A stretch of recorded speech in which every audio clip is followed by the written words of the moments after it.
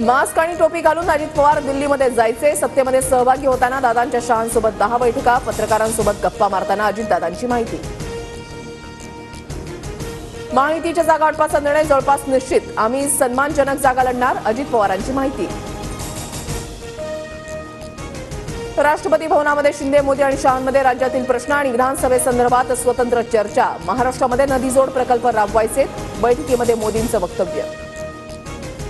दिल्लीमध्ये मोदी शहांच्या नेतृत्वात मुख्यमंत्री आणि उपमुख्यमंत्र्यांची बैठक. मुख्यमंत्र्यांकडून राज्यामध्ये राबवल्या जाणाऱ्या योजनांची माहिती सादर करण्याच्या सूचना. सूत्रांची माहिती.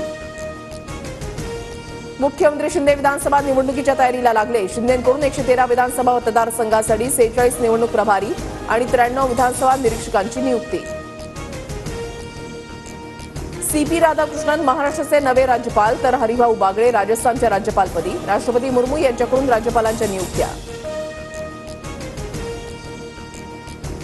विधान परिषदेच्या 11 नवनिर्वाचित सदस्यांचा आज शपथविधी. उपसभापती नीलम गोरे शपथ देणार. विधानभवनामध्ये शपथविधी ग्रहण कार्यक्रम.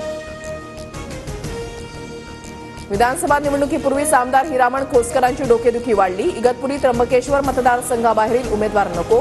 काँग्रेस कार्यकर्त्यांची मागणी. मनसेच्या साईनाथ बाबर यांचा हडपसर विधानसभा मतदारसंघावर दावा. व्हॉट्सअप स्टेटस ठेवत साईनाथ बाबर यांच्याकडून विधानसभेची तयारी सुरू. मनोज जरांगे ओबीसी नेते आणि सर्वपक्षीय नेत्यांनी एकत्र बसून आरक्षणावर मार्ग काढला पाहिजे. मुख्यमंत्री एकनाथ शिंदेंची प्रतिक्रिया. तर संधी होती तेव्हा न्याय दिला नाही. शिंदेंचा पवारांवर निशाणा. सीएम शिंदे जो निर्णय घेतील त्याला आमचा पाठिंबा. अहमदनगरमध्ये मराठा समाजाच्या शिष्टमंडळानं घेतली पवारांची भेट.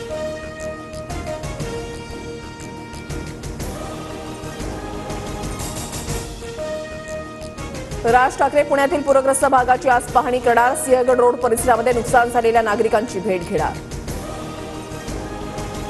कोल्हापुरात पहाटेपासून पंचगंगा नदीची पाणी पातळी 1 इंचानं घटली. परिसरातील पाणी ओसरण्यास सुरुवात. पालिकेकडून साफसफाई सुरू. इचलकरंजीमध्ये पाणी शिरल्यानं हजारो नागरिकांचं स्थलांतर. नृसिंहवाडीला पाण्याचा बेढा. कुरुंदवाडीला बेटाचं सुरू. रस्त्यांवर पाणी आल्यानं दोन्ही गावांचा संपर्क तुटला. सांगलीमध्ये कृष्णा नदीच्या पाणी पातळीमध्ये वाढ. कृष्णा नदीची पाणी पातळी 40 फूट. नदीच्या किनारी पोलिसांचा कडेकोट बंदोबस्त.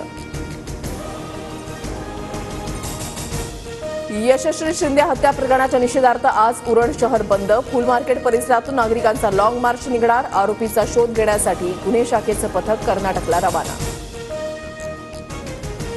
दिल्लीमध्ये मुसळधार पाऊस. कोचिंग सेंटरच्या बेसमेंटमध्ये साचलं पाणी. यूपीएससीची तयारी करणाऱ्या 3 विद्यार्थ्यांचा मृत्यू. विद्यार्थ्यांची दिल्ली सरकार विरोधात निदर्शनं. सुधा मूर्ती यांना लोकमान्य टिळक पुरस्कार जाहीर. दिल्लीमधील महाराष्ट्र सदनामध्ये 1 ऑगस्टला सोहळा. रोहित टिळक यांची माहिती.